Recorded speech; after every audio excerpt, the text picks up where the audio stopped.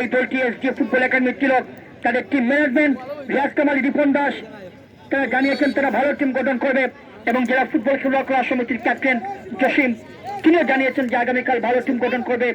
এই টুর্নামেন্টের সেরা ম্যাচ যে প্রতি সেমিফাইনাল ম্যাচ সেটি আজকে প্রথম সেমিফাইনাল ম্যাচ কিন্তু সমাপ্তির পথে। জুবেল খান দলীয় ক্যাপ্টেন, ডান প্রান্ত থেকে লেবু ব্যাক পাস করছেন, অভিজ্ঞ বাড়িয়ে দিয়েছেন, পরিষ্কার অফসাইড।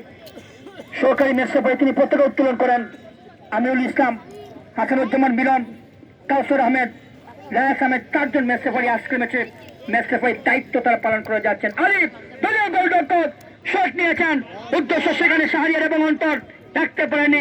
মধ্যমাঠ থেকে আক্রমণ করার চেষ্টা, রতন বল পড়ছেন, রতন মানিককে মানিক চিনে, রতন রতন মানিককে মানিক চিনে, রতন রতন রতন শেষ মুহূর্তে রতনের পার হয়েছিল। গোলরক্ষক আলী কিন্তু চাপিয়ে পড়ে বলটিকে তার নিজের নিয়ন্ত্রণ নেন এবং সেই গোল কিন্তু অবশ্য করতে পারেনি। এখন পর্যন্ত সেই লিডটি ধরে রেখেছেন ফুটবল একাডেমি। পিএফসি চেষ্টা করছে তারা গোল করার জন্য। জুয়েল শুভ নিজেদের সীমানা রতনকে বাড়িয়ে দিয়েছে, রতন বেকিল করেছেন উসমান গনি, দক্ষিণ ভাগে তাস কামাল রয়েছেন, নিজেদের সীমানা থেকে আক্রমণ করার চেষ্টা করছে এই মুহূর্তে কিন্তু পিআইওএফসি সিলেট।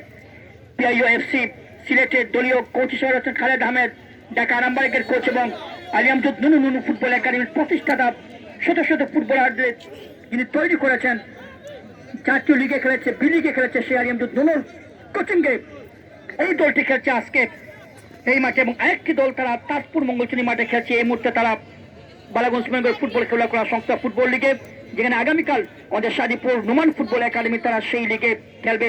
বালাগঞ্জ ফুটবল খেলোয়াড় সংস্থা 13তম লিগে নুমান ফুটবল একাডেমি তাদের কাজে, নুমান ফুটবল একাডেমি তাদের ম্যাচ রয়েছে আগামীকাল।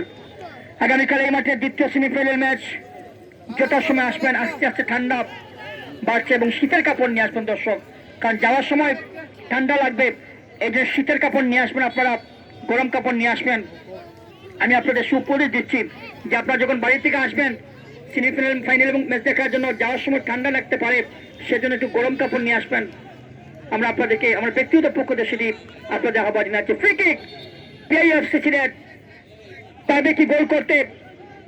পিআইএফসি সিলেট নুনু ফুটবল একাডেমি তাদের জন্য ইংরেজি নতুন বছরের পয়লা দিন, তাদের জন্য কিন্তু ভালো, কারণ 2019 সালে তারা কিন্তু বেশ কয়েকটি 2019 সালে বেশ কয়েকটি টুর্নামেন্টে চ্যাম্পিয়ন হয়েছিল এবং প্রথম নবীগঞ্জ জেকে মডেল উচ্চ বিদ্যালয় তারা চ্যাম্পিয়ন হয়েছিল একটি বৃহত্তম ফুটবল টুর্নামেন্টে। কর্নার কিক পিআইওএফসি তারা কর্নার পেয়েছে, এই কর্নার শটকে বলা হয় গোলের হাফ চান্স। গোলের হাফ চান্স সেই সুযোগটি কাজে লাগাতে পারবে পিআইওএফসি সিলেট। শিবগঞ্জ নুনু ফুটবল একাডেমি রক্ষণাত্মক ফুটবল খেলছে। উসমান গনি রয়েছেন, তাকাচ্ছেন রাসেলের দিকে, সিনিয়র ফুটবল রাসেল ফেঞ্চিগঞ্জের ছেলে সিলেট জেলা দলের ক্যাপ্টেন্সির দায়িত্ব পালন করেছেন এবং বিপদ হতে পারে। মিনহাজ বলটিকে ক্লিয়ার করেছেন, বলেছিলাম যে গোলের হাফ চান্স সেই কর্নার কিক সেটি পেয়েছে পিআইওএফসি। একজন খেলোয়াড় মাটিতে পড়ে আছেন, রেফারি রয়েছেন মাঠে।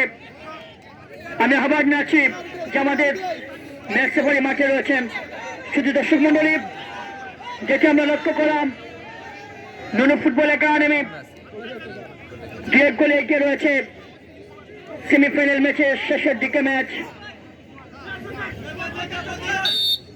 ডান প্রান্ত থেকে থ্রোইং করেছেন, সেখানে তাসিন আহমেদ রাসেল সমান বলটিকে ক্লিয়ার করেছেন। কে যাবে ফাইনালে? নুনু ফুটবল একাডেমি তাজপুর না পিআইওএফসি সিলেট? এখন হিসাব নিকাশ রয়েছে, শেষ বাসি না বাজা পর্যন্ত কিছুই বলা যাচ্ছে না। স্বপ্নের ফাইনাল মানে একটি মোটরসাইকেলের মালিক হয়ে যাবে যারা ফাইনালে যাবে। ডাবল মোটরসাইকেলের খেলা। সুমন শাদিপুর গ্রামবাসী তাদের আয়োজনে এই বৃহত্তম ফুটবল টুর্নামেন্ট, শাদিপুর গ্রামের প্রবাসীদের উদ্যোগে বৃহত্তম ফুটবল। উসমান গনি শেষ পর্যন্ত রতন বাম পাশে চলে গেলেন। নুনু ফুটবল একাডেমির ফুটবলার শট নিয়েছেন, গোলরক্ষক আলী কিন্তু সামনে ছিলেন, সেখানে জাভেদ আহমেদ পিআইওএফসি সিলেটের ফুটবলার। জাভেদ থেকে আবুল কালাম শুভ 2 গোলে এগিয়ে রয়েছে পিএফসি বিপক্ষে নুনু ফুটবল একাডেমি আগামীকাল দ্বিতীয় সেমিফাইনাল ম্যাচ। আগামীকাল আপনারা ভুলবেন না।